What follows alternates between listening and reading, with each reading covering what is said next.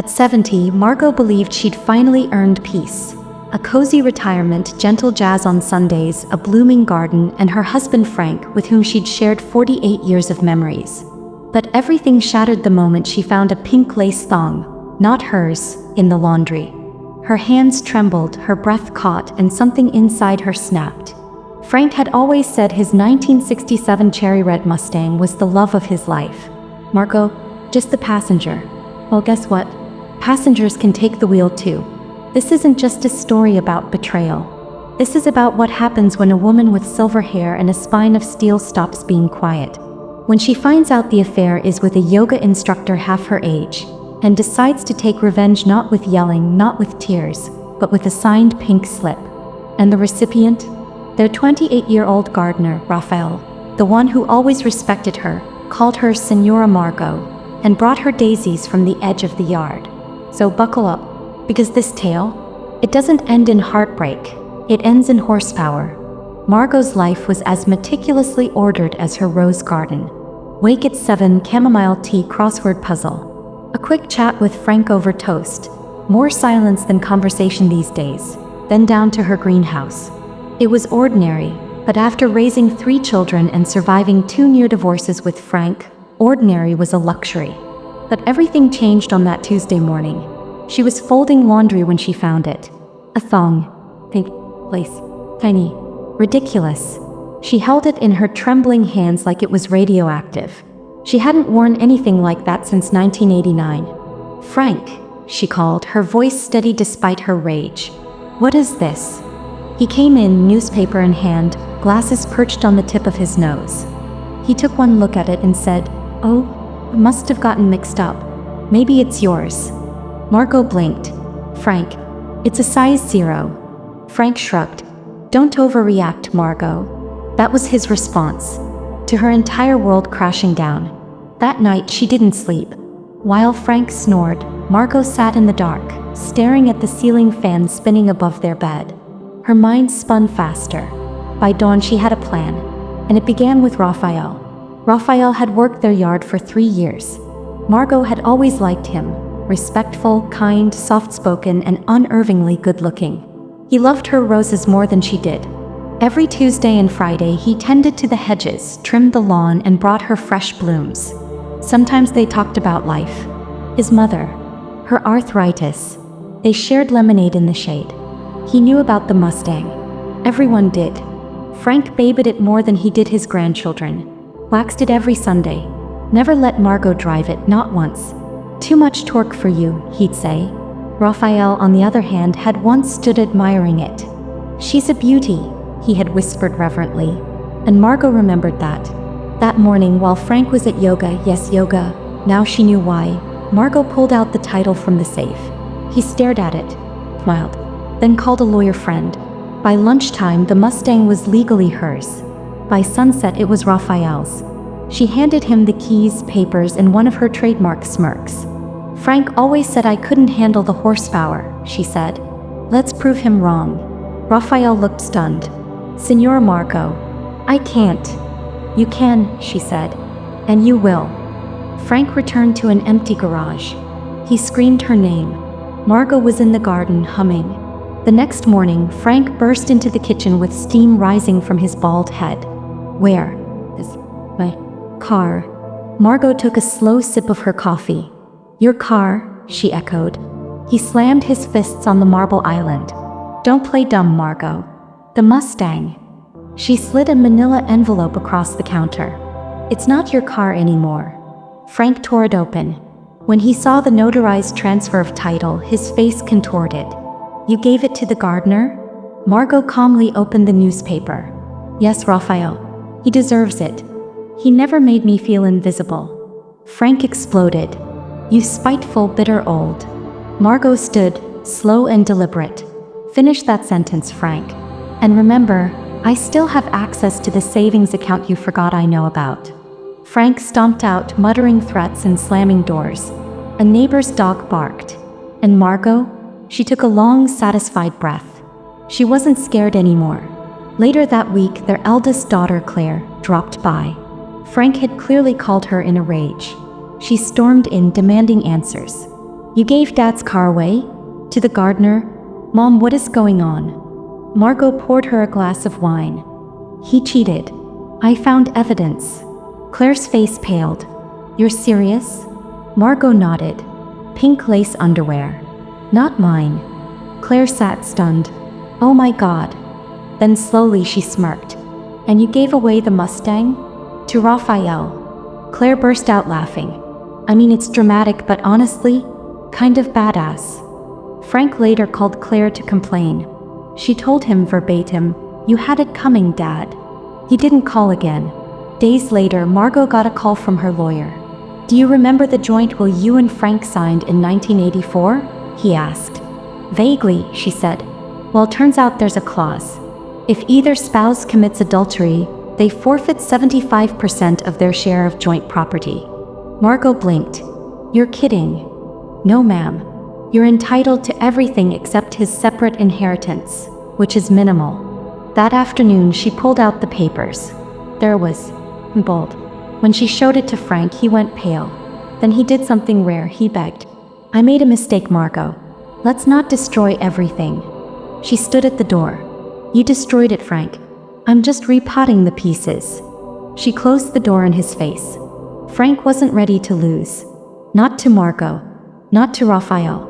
So he tried a different angle, befriending Raphael. He cornered him one morning, leaning against the garden fence. Nice car, Frank said with a forced grin. Raphael wiped his hands on his jeans. Thank you, sir. Listen about my wife. She's emotional. You know how women get at her age. Raphael's face darkened. Senora Margot has always treated me with kindness. She's never talked down to me. Frank smirked.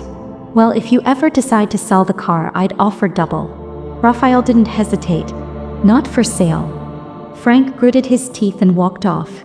That night, Margot got a text from Raphael. Your ex-husband just tried to bribe me. I told him where he could shove it. Margot chuckled. That boy's going places. It arrived in a pink envelope. Scented. Margot opened it carefully. Inside was a handwritten letter from Cassandra. I didn't know he was married, it began. He said he was divorced, that his wife was cruel and frigid. Margot rolled her eyes. Classic Frank. The letter continued. I ended it the moment I found out. He cried. Told me you were the reason he was miserable. Margot smiled. Misery builds character. He kept the letter not for evidence, for a future laugh. Claire had posted a picture on Instagram. Raphael in the Mustang, grinning ear to ear, captioned, Mom gave her cheating husband's dream car to the gardener. Iconic. It exploded. Over 200,000 likes in 3 days. Local news picked it up. Then national. Reporters started calling. Margot declined interviews, but she made one exception. An op-ed titled, 70 isn't too old to take back your power. Went viral too. The neighbors, once nosy and aloof, now waved with admiration. Women her age brought wine and whispered, I wish I had your guts. Teens on bikes shouted, You rock, Margot. Even the mayor sent a note. Thank you for reminding us that dignity and drama are not mutually exclusive. Margot sipped her tea and grinned. Life had never been so full. One rainy afternoon, a woman in a trench coat rang Margot's doorbell. Gray eyes. Confident. Are you Margot? She asked. Yes. I'm Judith. I was married to Frank. Before you. Margot blinked. Excuse me. Judith handed her a worn photo. A young Frank. A wedding. Date, 1963. He never divorced me legally. You and I, we were both the other woman. Margot let out a breathless laugh. Of course he never filed. Typical Frank. Judith smiled. Let's have wine. I have stories. And so they did. Margot poured 2 glasses of Pinot as Judith sat on the floral love seat. So, Margot asked, how long were you married? From 1963 to, well, technically now, Judith laughed. He just disappeared in 74. Vanished. Took our savings too. Margot nearly spat her wine. Classic Frank. They shared stories so similar it was chilling. Frank had a pattern. Lie, charm, disappear, and repeat. By the end of the night, they had an idea. "Let's make it public," Margot said. "Let's show people what he really is." Judith grinned. One last ride. Margot and Judith filed a civil suit. Fraud, bigamy, emotional damages. The paperwork was airtight. Frank laughed at first. "You've got no proof," he barked at Margot. She slid over a box. Inside, love letters, receipts, canceled checks, wedding photos. 2 wedding photos. The judge didn't laugh. Neither did the media. Frank was served at the country club. The papers were stapled to a bouquet of pink lace underwear. Margot, 1. Frank, 0. Raphael entered the Mustang in the state classic car show. Margot went as his guest. They wore matching red. The crowd roared when the announcer said, "Next up, Raphael and Senora Margot, the Mustang Avengers." Frank watched from the bleachers, alone, red with rage. The Mustang won first place. Raphael dedicated the win to "the woman who reminded me to stand tall." Margot winked at the cameras. Frank's 75th birthday arrived. The kids planned a small brunch. Out of politeness, Margot attended. She arrived with Judith. Frank froze. "You brought her." "She's still your legal wife," Margot said sweetly. "We figured it was only fair." The kids, once skeptical, now looked at their father differently. Claire clinked her mimosa glass. "To strong women and smarter moms." Frank left early. Margot and Judith stayed for cake. Weeks later, Margot stood in front of an old commercial lot. A rusted sign read, "Miller's Auto Garage." He turned to Raphael. "I bought it." "You bought a garage?" "We're starting a community space. Car education, women-led workshops, maybe even a driving club for women over 60. We'll call it the Passenger No More Garage." Raphael smiled wide. "Let's do it." Frank moved out of town. Margot, he was just getting started. Frank stood in the center of his driveway, pacing and muttering to himself like a man who'd just lost a kingdom. And in many ways he had. The media buzz over the car show and Raphael's viral moment had painted him as the greedy, cheating husband who got what was coming. Neighbors avoided him.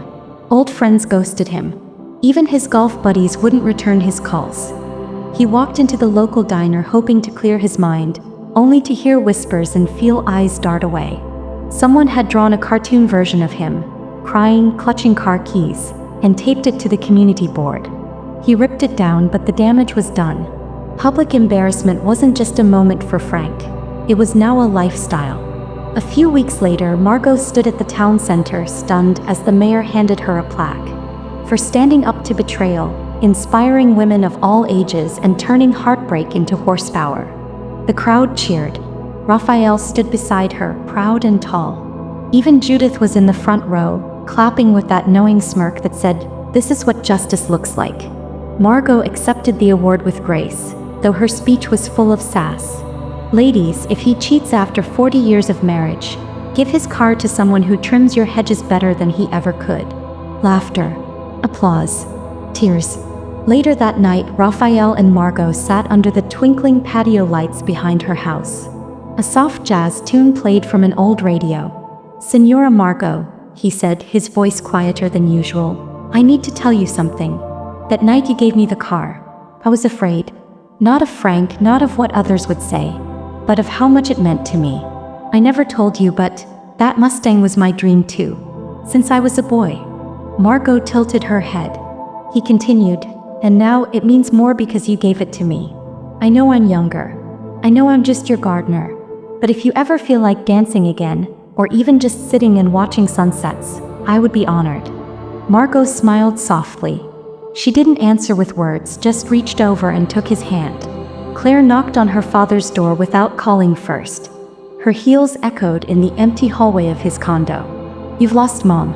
You've lost me. No. You've lost yourself, Dad." Frank scoffed. "Oh please. It was just a mistake. One slip." "Judith says otherwise. So does half the country, judging by the memes. You didn't just betray Mom. You disrespected her. What do you want from me? An apology tour?" Claire shook her head. "I want you to admit you never deserved her. And I want you to watch her win without you." Margot never thought a car could become a symbol. But there it was. The red Mustang, shining in parades, parked at charity events, even featured on the cover of the town's monthly magazine with the title, Driven by Dignity. She and Raphael became local legends. Not lovers, yet, but partners in pride. They built a community garden together, started a fund for older women starting over, and every Sunday, drove the Mustang through town just for fun. Frank watched from afar, alone, bitter, forgotten. And Margot? He was just getting started. A month after the car show victory, Margot was invited to speak at a women's empowerment conference in Charleston. During her speech, she candidly shared her story: heartbreak, betrayal, reinvention, and justice. A literary agent in the crowd approached her afterward with an offer. Have you ever considered writing a memoir? This story, it's not just revenge. It's redemption. By the end of the week, Margot signed a book deal. The title? He Cheated at 70, I Gave His Mustang to the Gardener. Raphael couldn't stop laughing when she told him, "You really are unstoppable, Mrs. Margot." Frank tried to leave town quietly, trading in his leased condo for a second-hand RV. But karma wasn't done. His face appeared in a viral video compilation titled, When Boomers Get Busted, Volume 3.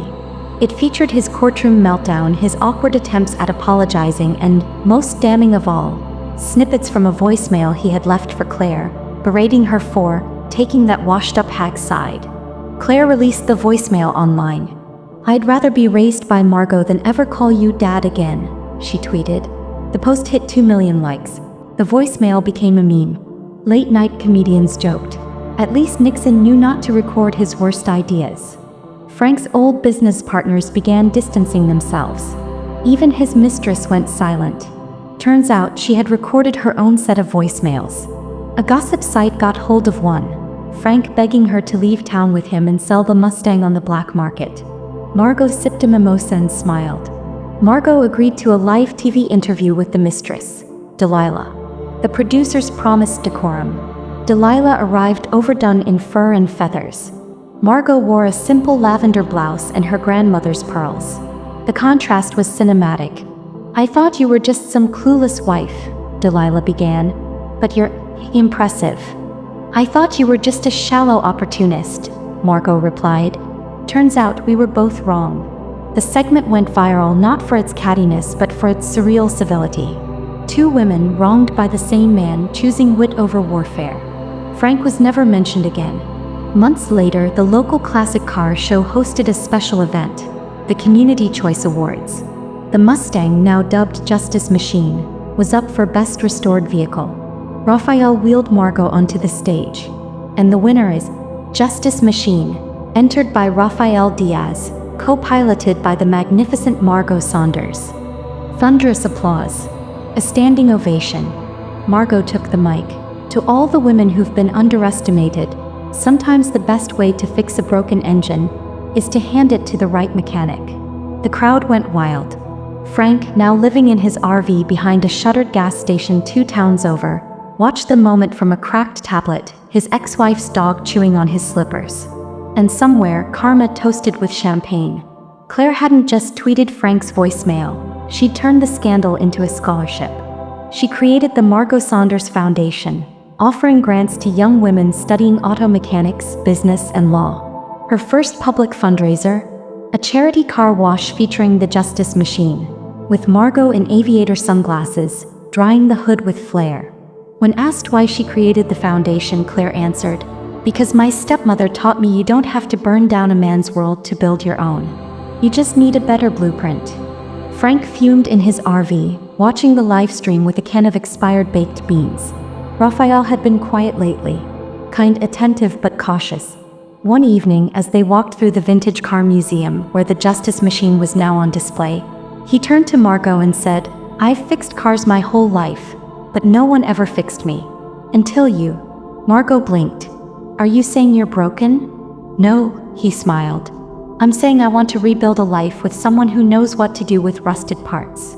They kissed in front of a 1964 Corvette Stingray. Twitter caught it. Hashtag Margot and Raphael trended for 2 days. Frank tried one last Hail Mary. He showed up to a small press event for the Margot Saunders Foundation, uninvited. Disheveled, eyes twitching, holding a bouquet of gas station roses. "I just want to apologize publicly," he said into a borrowed mic. Margot, but I was wrong. Let me make it right. Claire stepped forward. You want to help? Volunteer at the foundation. Maybe pick up a wrench. Or maybe just pick up after the dog. Security escorted him out, but not before he stepped in something poetic from the very dog he abandoned. Margot's memoir shot to the top of the New York Times bestseller list. She was invited to speak at book festivals, on podcasts, even a docuseries called Revenge Rebuilt. Reese Witherspoon optioned the film rights. The working title, Steel and Chrome. At a signing event in New York, a young woman approached Margot, trembling. I left my abusive husband last week because of your story. Thank you for reminding me I still have horsepower. Margot hugged her. Margot moved into a charming bungalow near Raphael's garage. They spent weekends renovating it together. On her housewarming night, the doorbell rang. It was Claire. I brought wine, she said. And this. She held up a framed photo. The three of them. Margot, Claire, and Raphael standing next to the justice machine. You're my family now, Claire said. Margot teared up. Not from sadness, but because she realized something powerful. Revenge is sweet, but rebuilding is divine. Months passed. Frank, broke and bitter, was living in a low-budget RV park in Arizona. The neighbors avoided him. His reputation, destroyed. His credit score, non-existent. His mistress, gone. She left him for a motorcycle influencer. One day he got a letter. Not from Margot. Not from Claire. From the IRS. Turns out the money he tried to hide when he transferred assets during the divorce?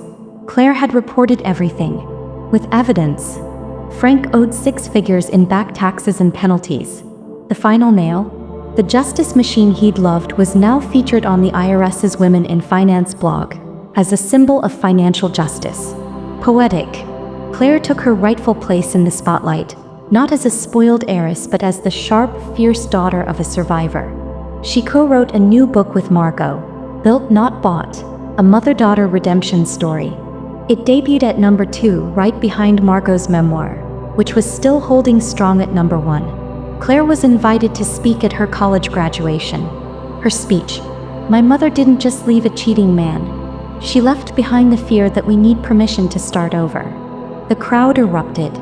Margot cried in the front row. Raphael proposed, not with a diamond but with a custom wrench engraved, "Let's build forever." They held a garden wedding. Margot wore a vintage silk gown. Raphael wore a navy blue tuxedo with grease on the cuffs. Claire walked her down the aisle.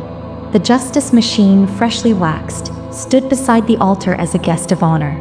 As they exchanged vows, doves were released, and so was a banner in the sky, flown by a plane Claire rented. He cheated at 70. She won forever. It went viral again. One day, Claire got a phone call. Frank had passed away. Alone. No next of kin. Just a storage locker of unpaid bills, old baseball cards, and a single cassette tape. Claire retrieved it and debated listening. Margot joined her, silent. They played it. It was Frank, clearly drunk, rambling. "I messed up. You were too good for me. Both of you. I don't deserve a legacy. Just maybe a little mercy." Margot paused the tape. "No," she said quietly. "You don't get mercy. You get forgotten." They tossed the tape into the fireplace. 10 years later, the Margot Saunders Foundation had funded over 200 women in mechanics, engineering, and business. Claire was now CEO. Raphael ran a national chain of eco-friendly auto shops. Margot, retired, kind of. She taught part-time at a community college. Every week, she'd walk into class, set down her coffee, and say, "Ladies, let's learn how to fix more than engines today." And parked outside, the justice machine, restored, powerful, and iconic. People no longer asked, "Who gave away her cheating husband's dream car?" They asked, "Who is Margot Saunders?" And the answer? A woman who turned heartbreak into horsepower.